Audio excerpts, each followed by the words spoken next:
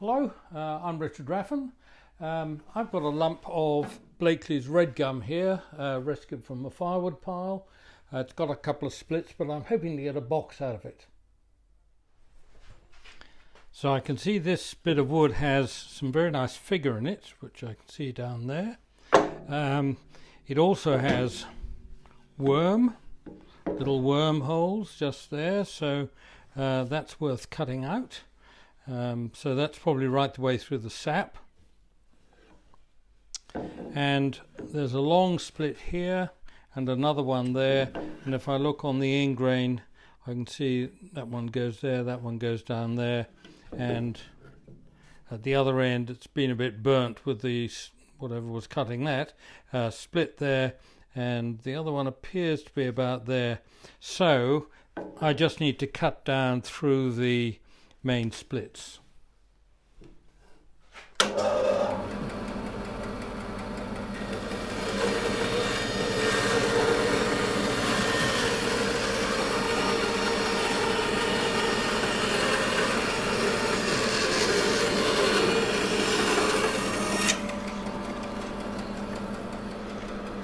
And that looks nice and clean, and there's still, I can see some figure in there, which is good. And the split,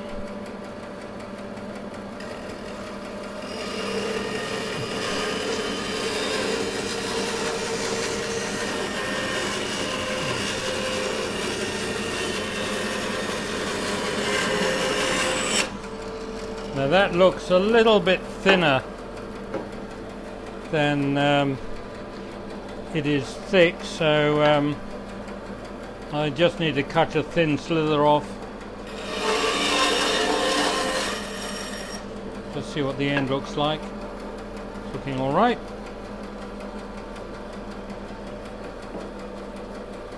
Doesn't matter which side I take it off, really. So.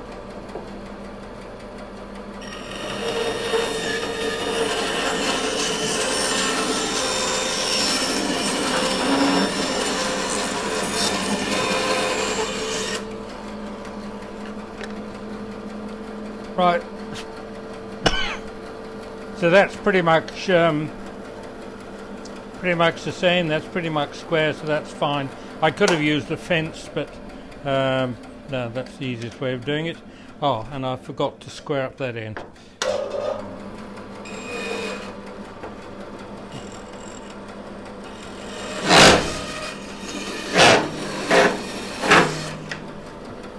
That vibration is something not quite flat, but I don't know what it is.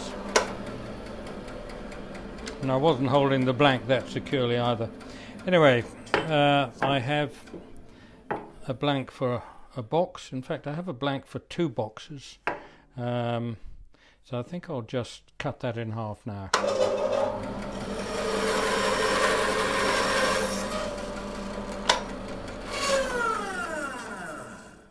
No foot brake on this bandsaw, so that's the way of doing it. Now I'm aiming to make a box like this. Inside it looks like that, with a fairly long flange so that I get a nice suction fit. But first I've got to get the blank done. So this is about 50mm square, so that's 2 inches, give or take a bit, and it's going into the shark jaws on a Vic Mark chuck, which is inside, that measures about 42mm. I don't know what the proper name of this chuck is, but shark jaws anyway. Wind them out, and the square at the bottom, that can go right into the bottom of the chuck, and the 4 jaws pretty well clamp around it. So the first job is just to get this round, and then I know what I've got to use. If you want to check if it's accurate in the chuck, you can just draw a little circle on the end. And I'm going to rough this down. This is a good time to find out how the wood's going to work. So I'm going to run this around 1800 RPM. 1718 it says on the speed dial. And I'm going to use peeling cuts, tool flat on the wrist.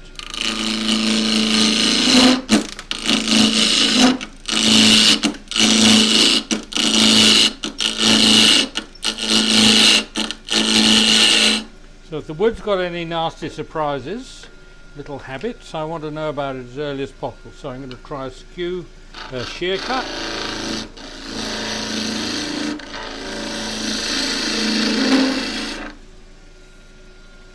Doesn't feel too bad,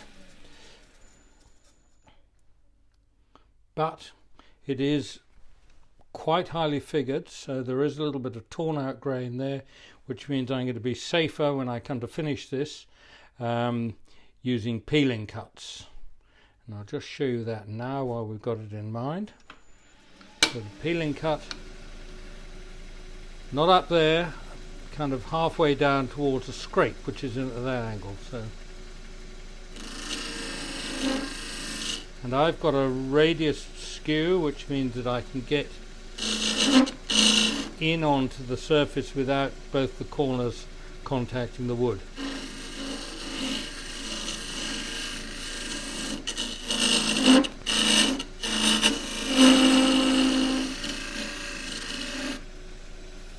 And I'm going across the end grain, and I usually do that with a 3/8 spindle gouge.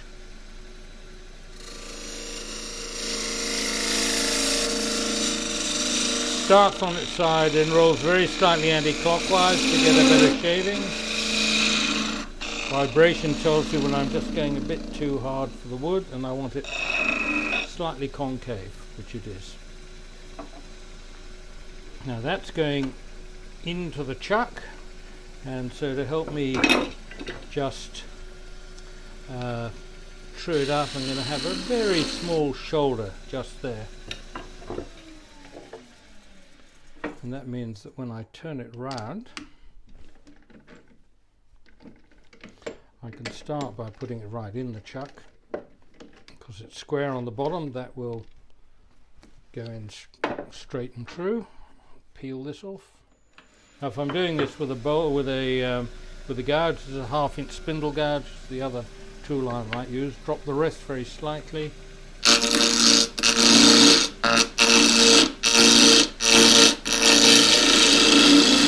And take a series of scoops.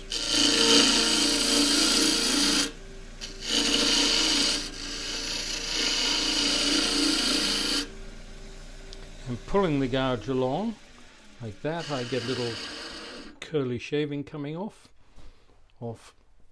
this part of the edge. Grain still picked up a little bit. It's quite figured. So it's not something you'd normally want for spindle work.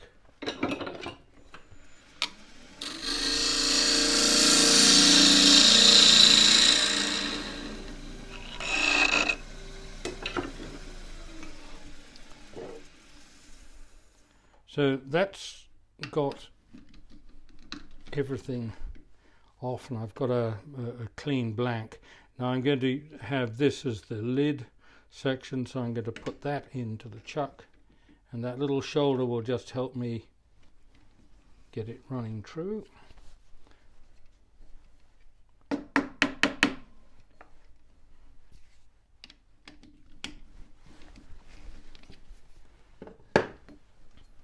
And I'll part that off about halfway down. We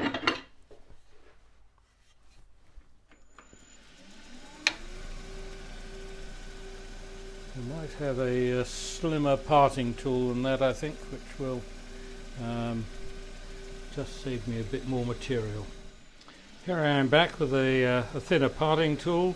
Some of you might notice the rest is a slightly different height, and I've actually got a different bit of wood because I forgot to switch the camera on for the last take. So we're down to about just about halfway.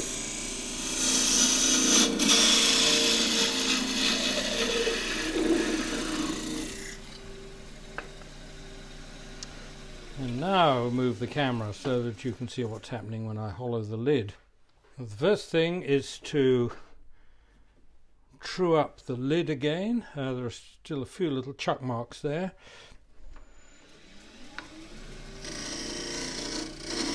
Using a peeling cut. And then I'm just going to use the bevel side just to come in and true up what will be the rim.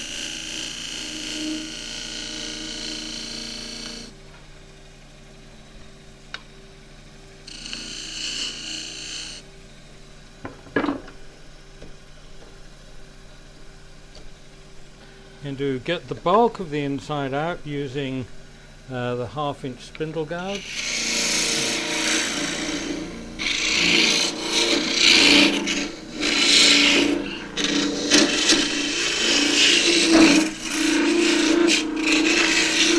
And you can see that in its own little back hollowing video. Then the rest comes up. So this is a 1/4 inch thick, 6mm thick square end scraper with a slight radius, so I can't get both corners into the end grain at once, and I want it the rest at least centre height, so only this corner is in contact with the wood.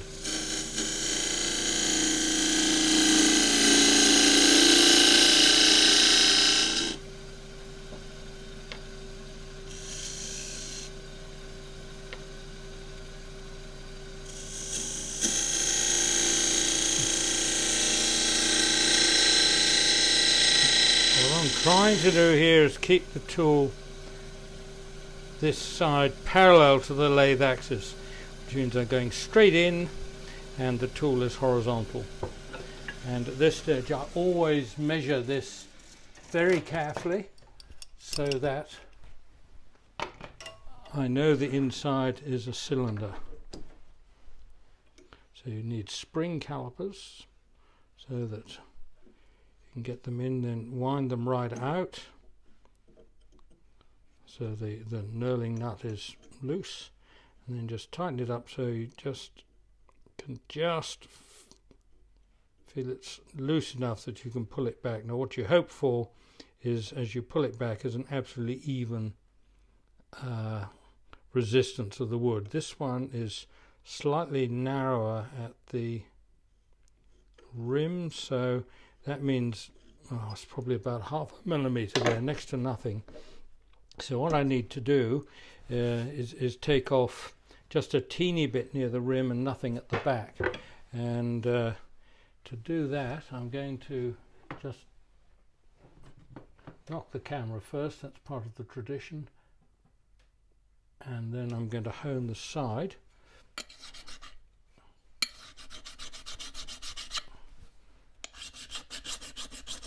Just to raise a slight burr. Then the idea is to get the corner of the tool slightly skewed in there into the corner and then ease it around. So I just want a burst of dust on this part of the edge of the side of the tool.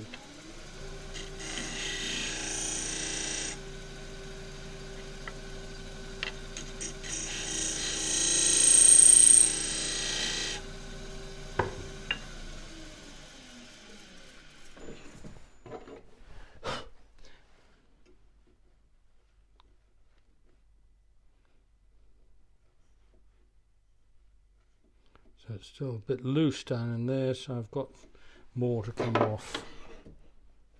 It's just a very awkward little amount, this.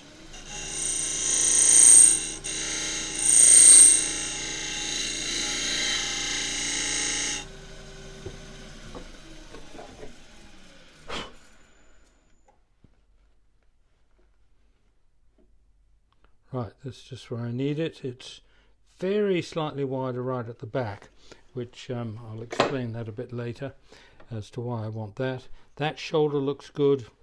The end just needs attention, so just see how deep I am there. I'm only about 2/3 of the way down, so I like to get as large a tool as possible inside, but that's just a bit too big. That's the 1 inch, so I'll come in with the 3/4 inch. Now this is a pretty thick tool, so the rest has to come down a fraction, and it's got a long bevel so that I can get in there. If the bevel was too steep, the bevel would stop a curve like that, a radius like that, getting into the curve I want to cut.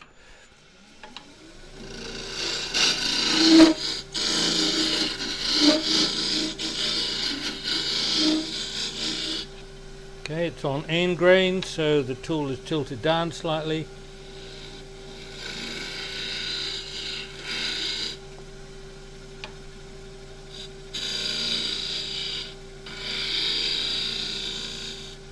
And I want a little shoulder in there, so there's a difference between the flange here, which I will barely sand, and the end grain, which is going to have quite a high figure. That'll need a bit more sanding, but I try not to sand the fitting bits any more than I can help. So that's ready now for sanding.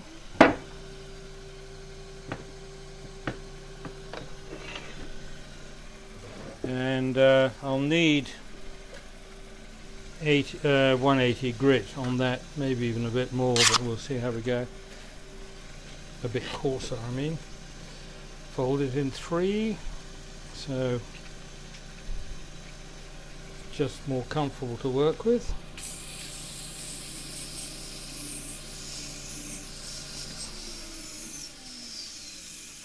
Little kind of 5-second burst. Let's see what's happening. It's not looking too bad.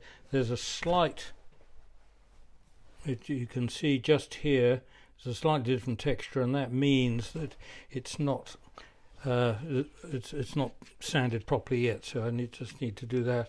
And I've also got to be careful as I work on that not to affect that bit of the opening, because that will then affect the quality of the fit.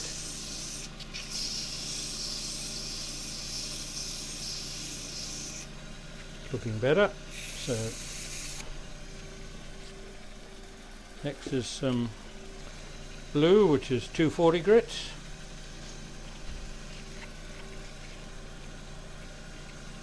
Oh, before I go too much further, I need to mark the depth so that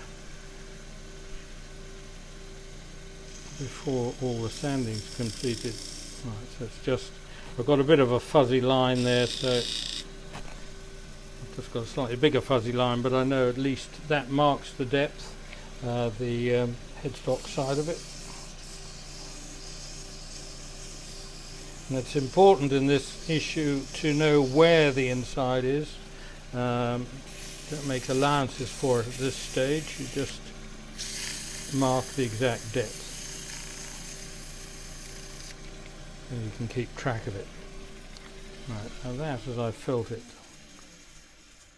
didn't feel quite as smooth as it might have been. Right, so what's happened is on that, the end grain, because it's very twisted grain, that's just kind of picked out. So the best way I find to get at that is to use the wing of the tool, the bevel, sorry, not the wing, the bevel side.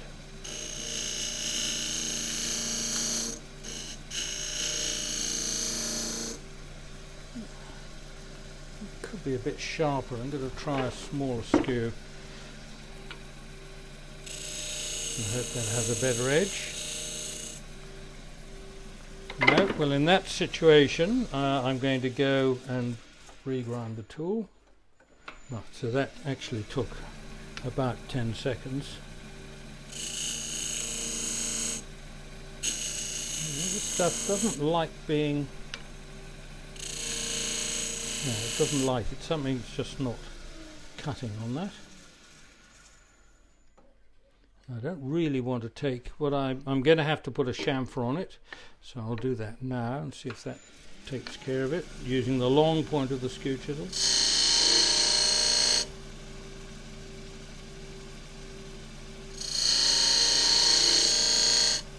I always have a detail at the join where the lid fits over the base, so that's the basis of that, and that's done the job, so that's a relief.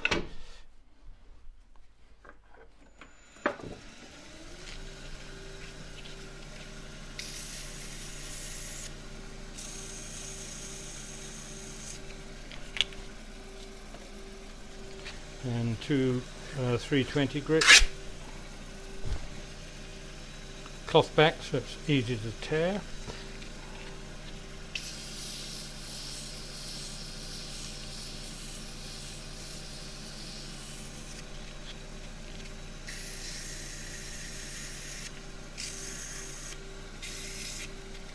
And with something like this, I generally just fill it finish it with beeswax. So there's a lump of beeswax.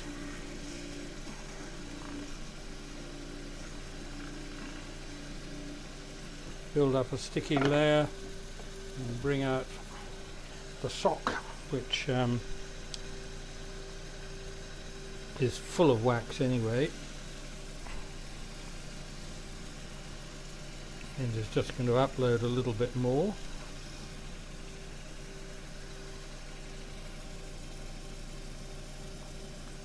Pressed into a corner, it doesn't seem to want to come out. That's it. And then I get a slightly less waxy sock. Oh, this one's almost fresh from the washing machine.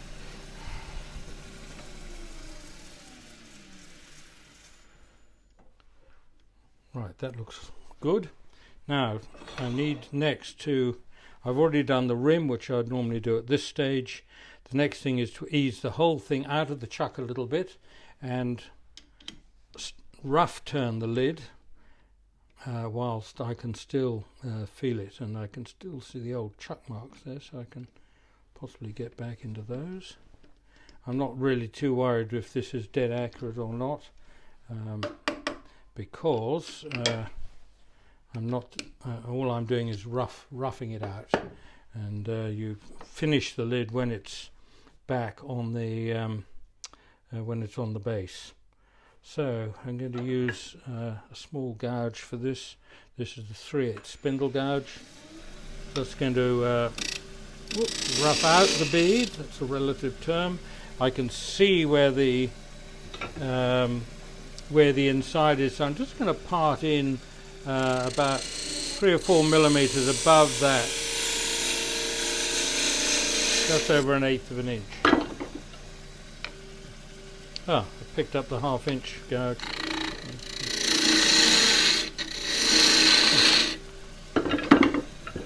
Smaller one would be better because I can get in tighter.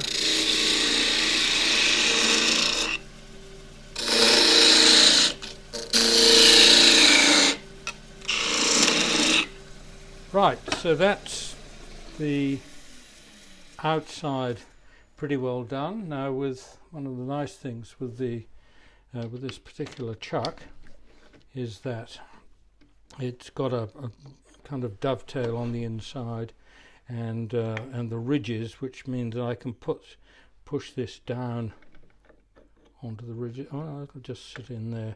Now, I don't mind if there are small marks off the chuck jaws, because that's all going to get finished off, turned off later.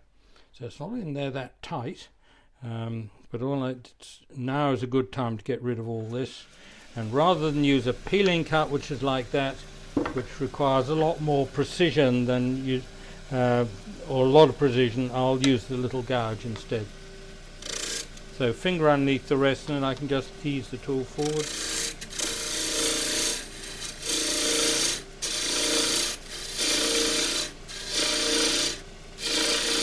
This wood is a lot harder than I was expecting. It's for bowls, it's really a real pleasure to work. Now, I know where the centre is. It's or the inside rather. It's just about there.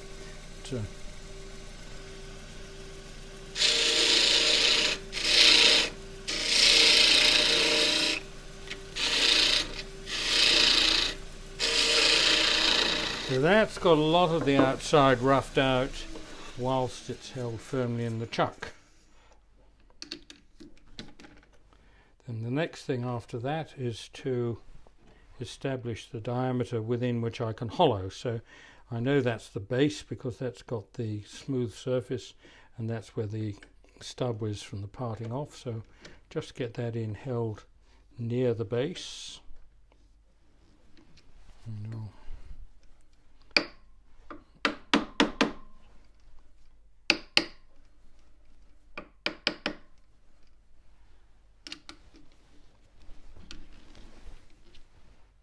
So just eyeballing that where I see the far side kind of going out, then tap this side.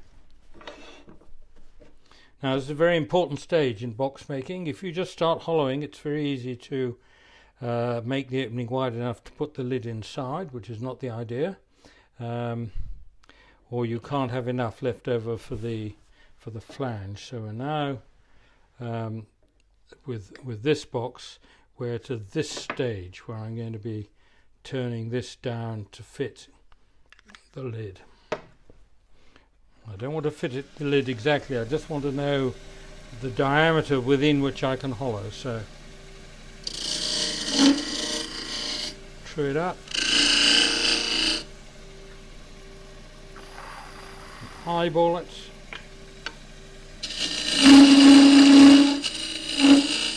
So this is an angle, not far enough yet.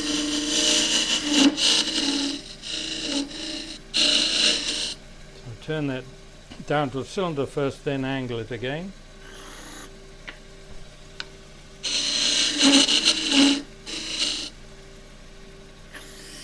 Right, it just fits over the edge, and where it rubs is where it fits. That's all I need to know at this moment, and now I can hollow it out.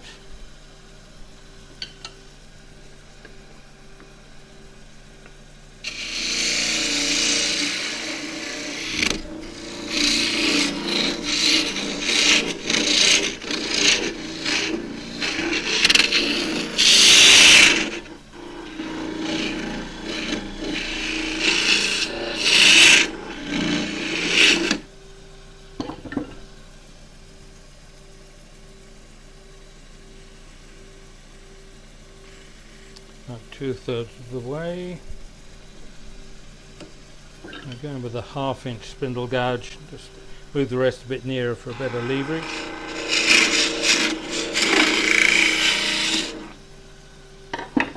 Now I want to do a square inside, so if I wanted round, then I can go in with the round nose, but I'm going in with this one, and in order not to go too deep, I've got these magnets, so I can stick that on. This is a recent acquisition, this one, which is a bit longer, and I hope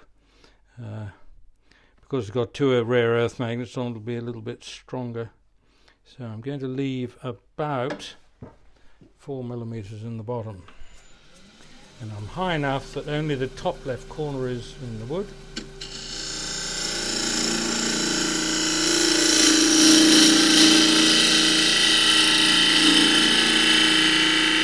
You can hear the note change as I get near the bottom.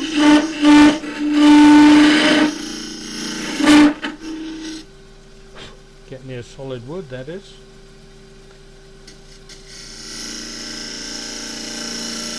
And I'm going to swing the handle away from me slightly so the inside gets wider near the bottom.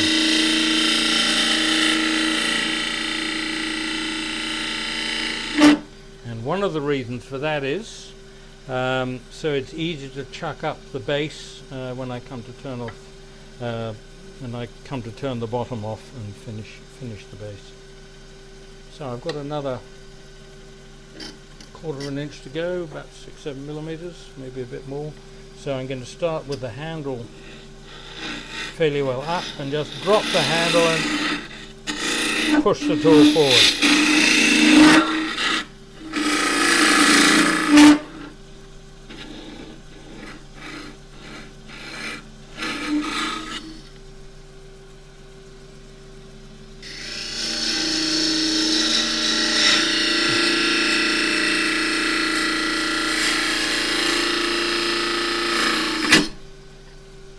That is a fairly classic catch at the end where I was going just a little bit too fast and the whole of the bottom, or the whole of the edge got in contact with the bottom.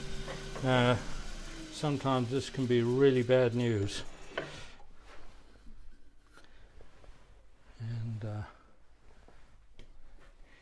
you probably can't see, and neither can I.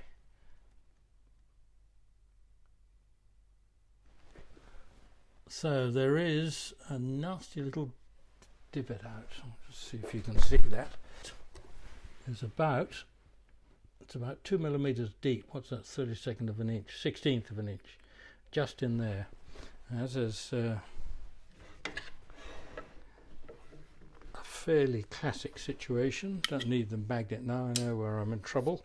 So what I'm going to have to do is to come in at a slight angle and step it out, and then there'll be a little bump in the middle, and I've got to come up underneath the bump in the middle, just drop the handle, and that'll bring the tool through center.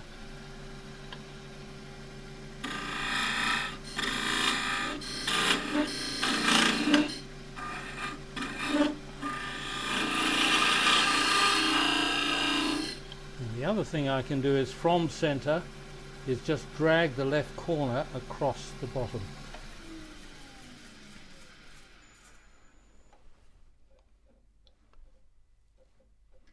Almost gone.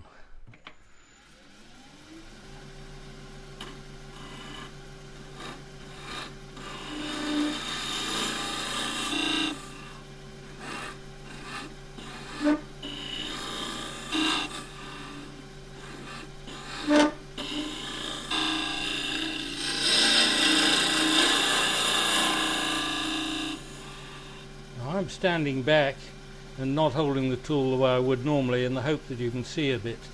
Normally I've got my hand right up near the ferrule, the handle's right underneath my forearm, hand over the top, and I'm right over the tool.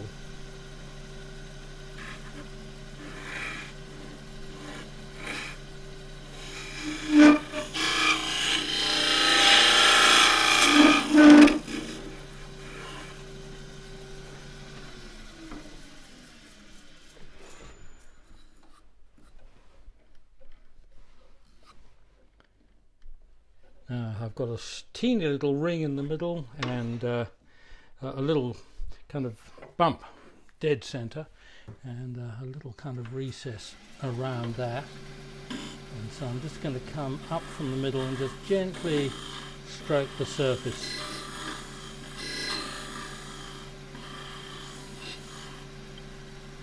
And it's about the only time I hold the tool at the end of the handle, so I can peer down the length of the tool and see what's happening. Right, so that's the inside done, and in with 120 grit, 180 rather.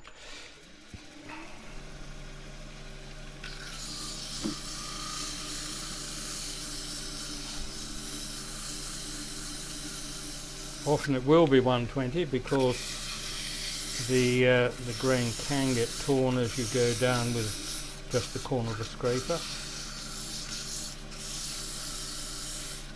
The aim really is to go steadily as you can with the scraper, and that will generally do a good job. Right, so that's fine. The end grain doesn't often need much sanding because it's so smooth off the tool. On the inside, just round over the inner lip, and that makes it more comfortable when you feel inside the box when it's all finished. It's 240 grit.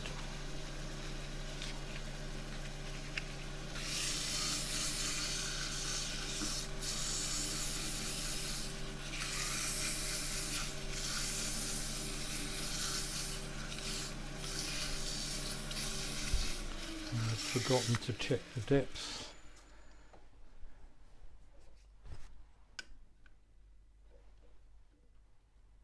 Right, so it's about just over an eighth of an inch, I think. I've even got a ruler here, we'll have a look. It is 5 millimeters, which I think is about an eighth of an inch and a half. What's that? I don't know what that is. About 5 millimeters.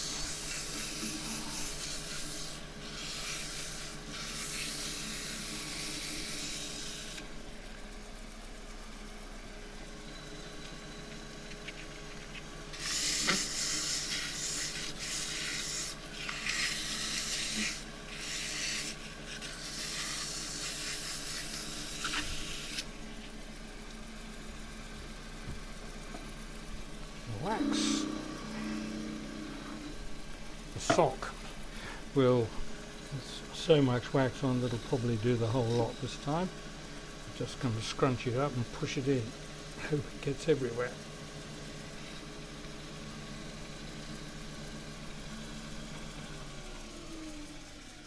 That wax will melt into the wood, and didn't get quite into the corner, so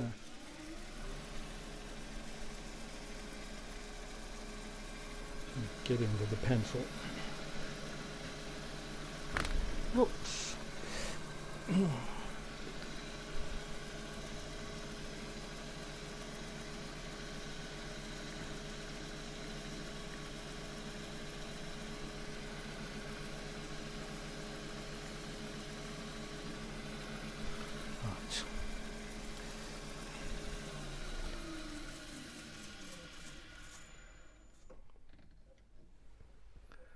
Could be a slightly cleaner corner in there, but probably just needs a little bit of oil or something, so put a bit of, this is some kind of wood wipe oil, not quite sure what it is, but it's some kind of refurbishing oil, but that will just get into the corner all right.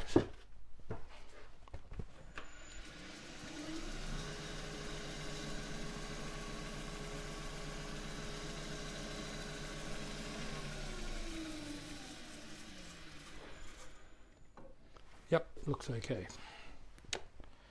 So that's that stage, and we'll come back to that, leave it sitting for a few minutes. It's my lunch time, so I shall do that, and come back after lunch and put the lid on, finish that. So that was a good time to have a break, because if the wood wants to move, it can, and you can come back now and just true it all up. So on the inside I've got a flange of about, must be close on 20 millimeters. No, it's not, it's about 17. Anyway, I need a flange about as long as that, so, and I true it all up. So a little peeling cut.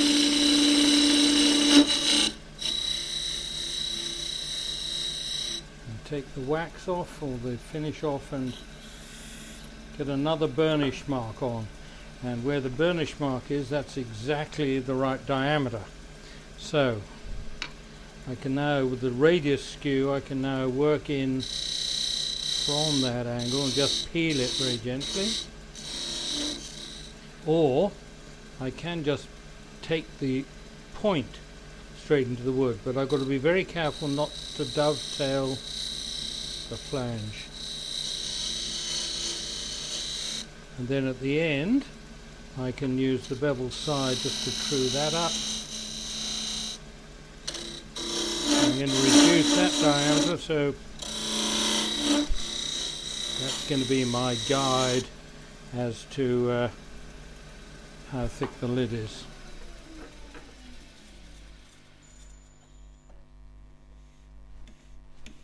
So this is the first real opportunity to stuff this thing up. If I just push the lid on too much, it's going to split. So I've got to go very gently here.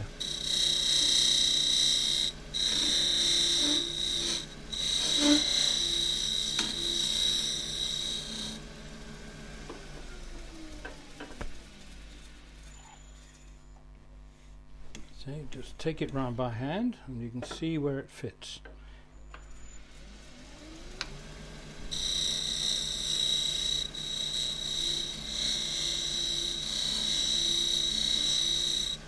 At this stage I want the lid on tightly enough that I can turn the outside shape, but not so tightly it's going to split.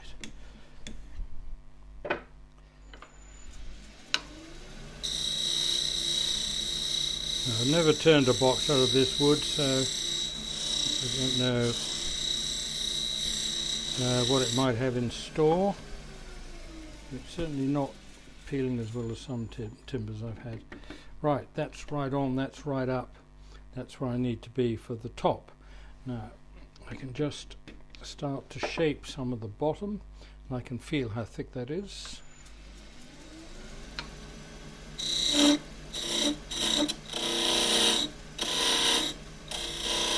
got to bear in mind I'm going to use all of the blank, and the teeth marks in there going to go in probably 1/2 millimetre. So I'm going to have to bear that in mind.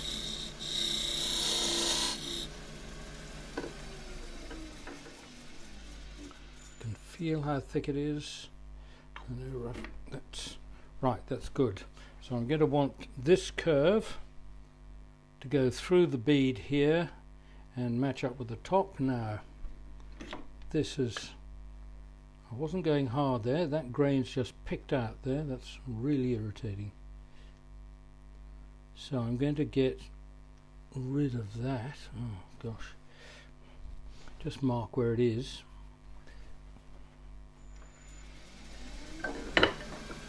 Let's go very gently here, with a very gentle peeling cut.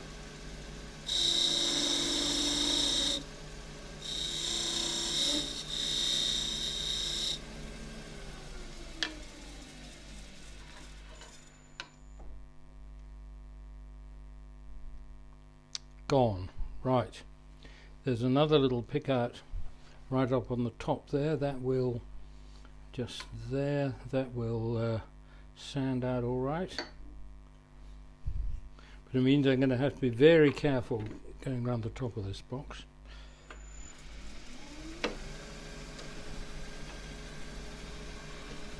Let's get the end of the rest clear of the chuck. So I'm going to use the long point very gently across the end grain.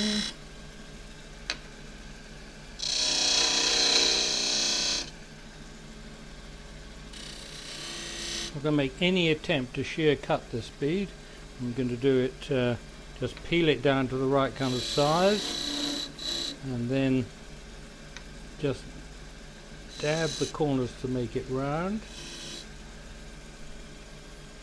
and coming down the top, probably peel that down a little bit.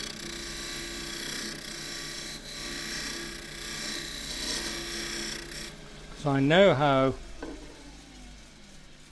far I can go down. I can go down to the same diameter as that, which is a bit thin, so I don't want to go down that far. This is going to be, the whole thing could do with being slightly smaller diameter. Use the short corner this time so it's only sharper. Ooh. Long point.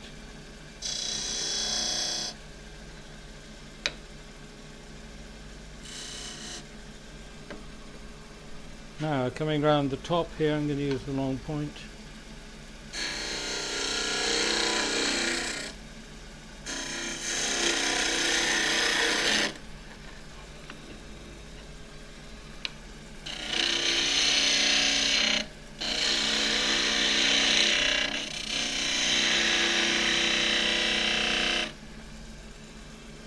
As I'm coming round,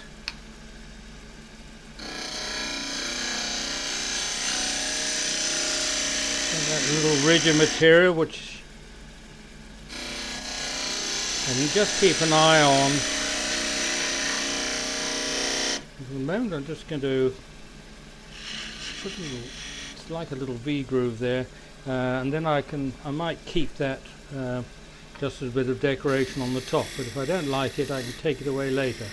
Little peeling cut round there just to do that without risking pulling the grain out, because I know that's difficult. Very short grain timber, this stuff. Now coming across the top, the 3/8 spindle gouge.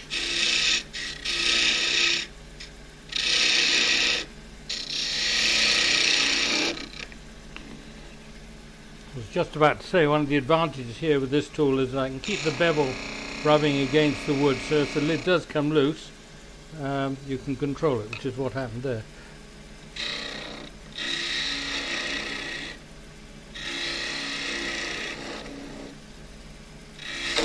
Oh, horrible.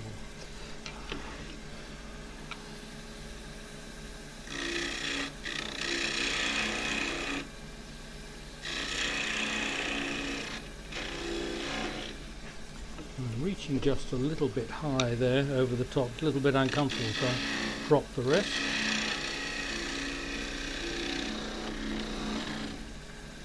And that's just inclined to try and pull the lid off, so means I was just going a little bit too fast for the wood, which of course is scarcely moving when I get right to the centre. Now, try that again, slower.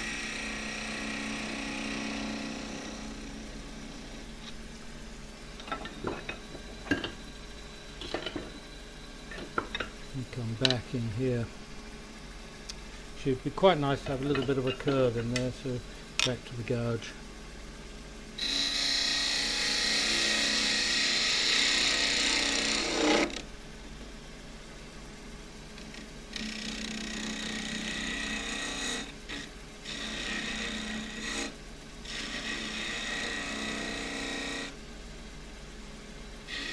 There's no point in having really fine edges with this timber, it will just break, I think.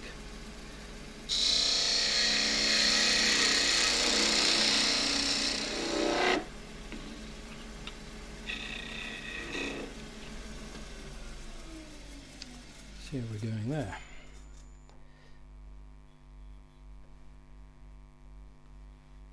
You can see the difference between the shear cut, which is shiny, and the peeling cut, which isn't, but they'll sand together quite nicely.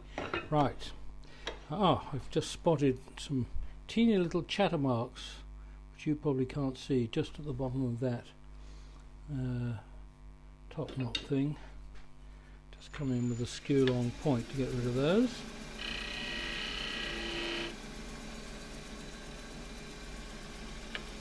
Come in from the other side too.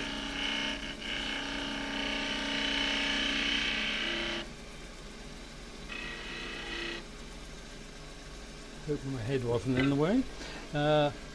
Right, so that's the outside pretty well done. I might just put a bit of a, beads do not have to be round, so I'm just going to make this one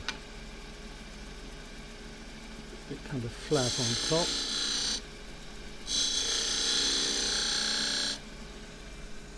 Yep.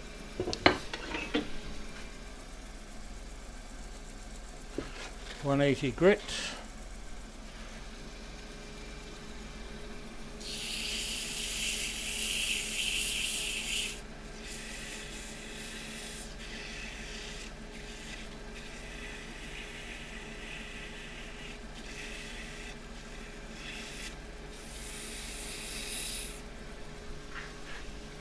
Bring up the rest so I can rest my right forearm on that, a bit more control.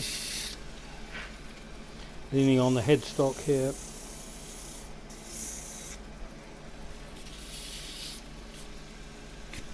I'll just ease that off slightly so I can sand all the way around the bottom of it.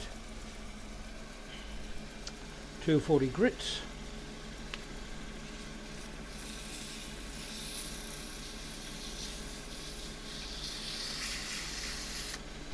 See the dust pouring off. Now that means that I'm going to be very careful when I sand the flange down to fit, because it will be very easy to get a loose fit.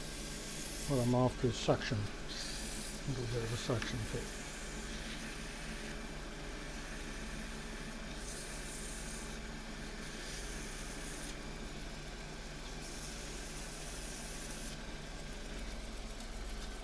And the 320.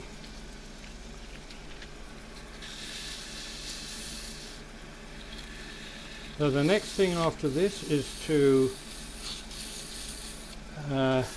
fine fit the lid so that it gets the suction I'm after.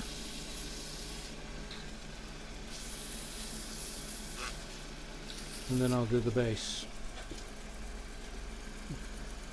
Right, probably just apply the sock this time. Lots of wax in it.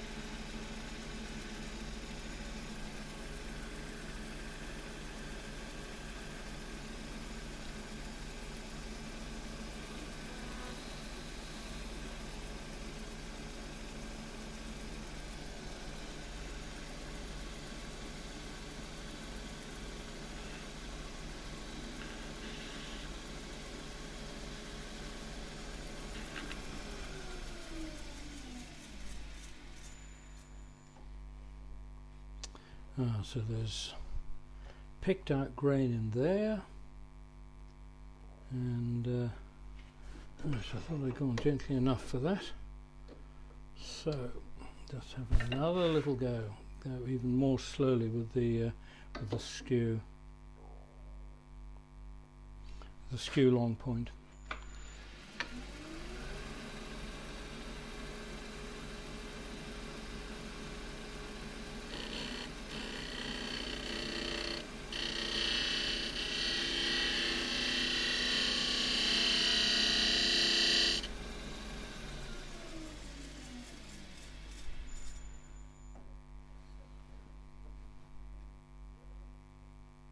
Still a hint of it there. I'll try a peeling cut.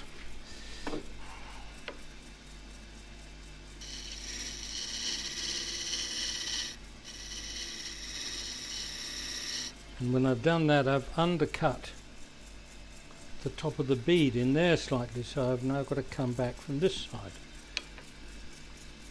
Speed up a bit.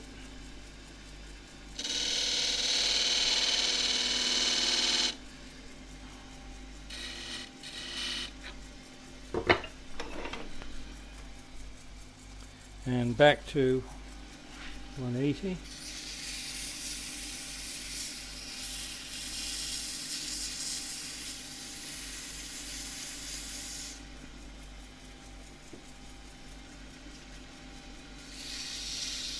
.240.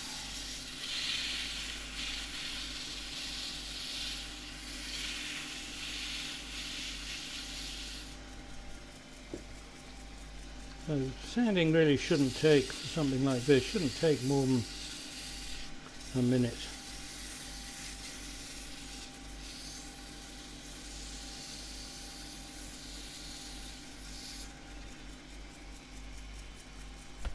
And we put the speed up a bit so that I melt the wax a bit faster.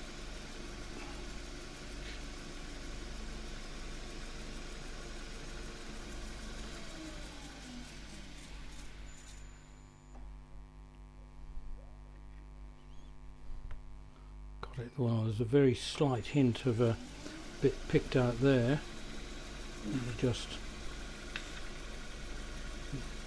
fill that. That is not a big issue in the theme of things. Right, now this is beginning to spin a bit on the wood, so very close to being just right. So as I try to pull that off, right. Oh, this is nice. When this happens, you tend to think, wonderful air pressure inside. But it's more to do with the shape of the flange. Now the shape of the flange at the moment is tapering, so it's thinner at the end. So what I want to do is to take off this section in here. And so what's going to happen, we'll just look at my earlier model. What is going to happen that the this portion here is slightly rounded. This is very slightly dovetailed, so as the lid goes on, the lid's tight at that point, and then once it's on, it's loose enough that you can almost spin the lid, but it'll still pop as it comes off.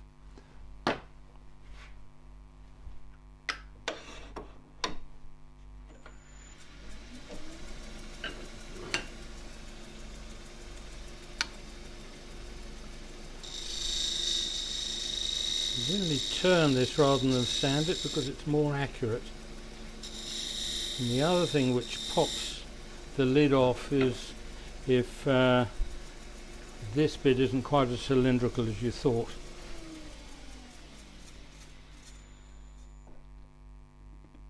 Tight, and then when it's on, but it still just wants to come off very slightly. So as I sand it, I'm going to concentrate just to the fullness of the curve is about there, and I'm going to sand either side of that. I think relatively aggressively with 320 grit. The dust is pouring off this. And that is probably sufficient. More than sufficient. Almost overdid it. Right, no more sanding on that, just the wax.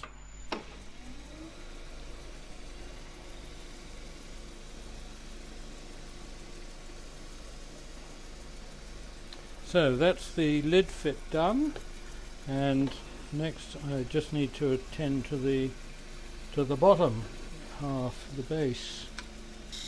I'll do what we can here. Be careful to go with the peeling. I really don't want to risk the grain tearing out. Right. Now this is going to get turned around, or if I'm very bold I can probably grip it on less. No, we'll just turn it around. And I need a small waste block, and I have a number of these ready to go from other boxes. That will do. So they can go all the way back into the chuck. So it pays to keep all these little kind of blocks for just this kind of a job. Now you probably see how much more easily ash works than this blue gum, or Blakely's gum. So true it up, gauge roughly where it is. This is where you practice fitting box lids.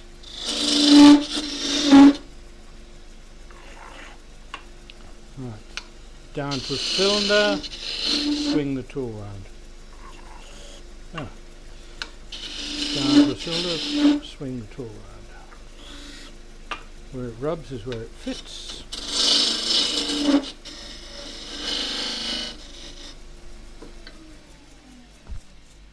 Now often if you rounded the inside or the rim, the bit where it'll be fitting is just a little bit further in, which is the case there. Right, that's on. If you insist, you can bring up the tailstock for support, but if you do that, you need to have a good sized block to cover the whole, to support the whole of the bottom. You don't want a tailstock going into thin end grain, because it'll just go right the way through or break it. So, little gentle peeling cuts.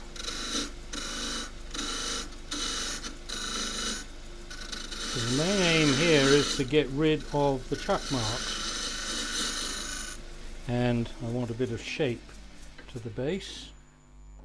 So the chuck marks have gone. Now I'd like to think in terms of a swing, a little bit of a curve, and I've got the radius on the skew, so I can use the middle of that. Now in this situation I'll often just hone the underside,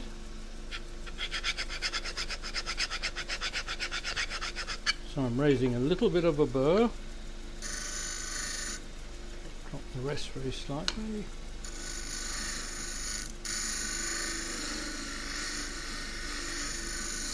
And you can see in some areas it's just slightly sharper than others.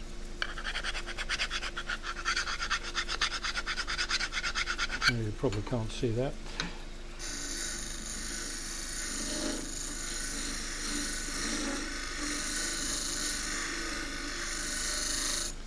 Now across the bottom, I've already flattened that. I made sure to do that at the very beginning, so I can use the skew flat as a scraper. It's like a negative rate scraper in this case. The bevel, just make sure. Oh gosh, this end grain's tough. That doesn't like that at all, so I'll just hone this underside. And I'm holding this into my body so I've got the tool more secure.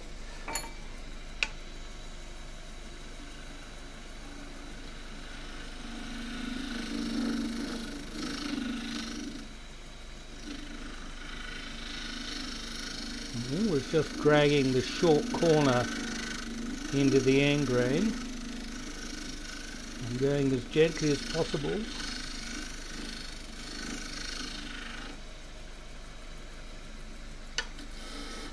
Now make a little bit of decoration, quite nice, a couple of rings, bit. And because it's wider on the base, I always put a little chamfer on the bottom. It just means that when it's in use, it's less likely to chip. So this is the stage of relief where I know that it's all but done, and I'm going to just turn the dust on for this bit.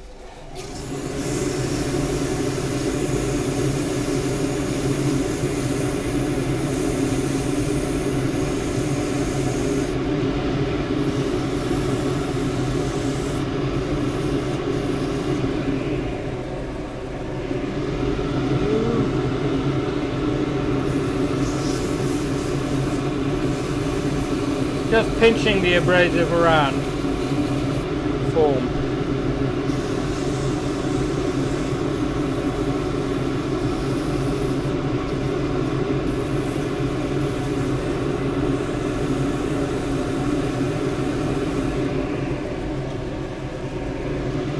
And the 320.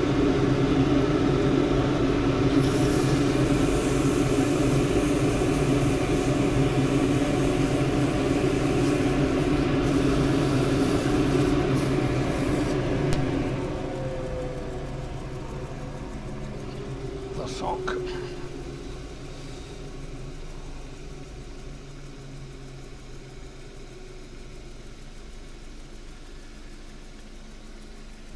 And I'm not actually going to polish the bottom yet. I'd forgotten that. I'm going to write on that in ink.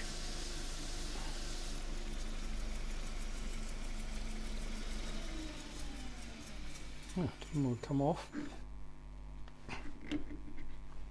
Now, for the moment, this is quite a bit warmer than the lid, so it tends to be a little bit stiff just at the moment, but when it cools down, that should be just, oh, feels pretty good now. So you can hear it snap over and then the lid rotates, just how I like it.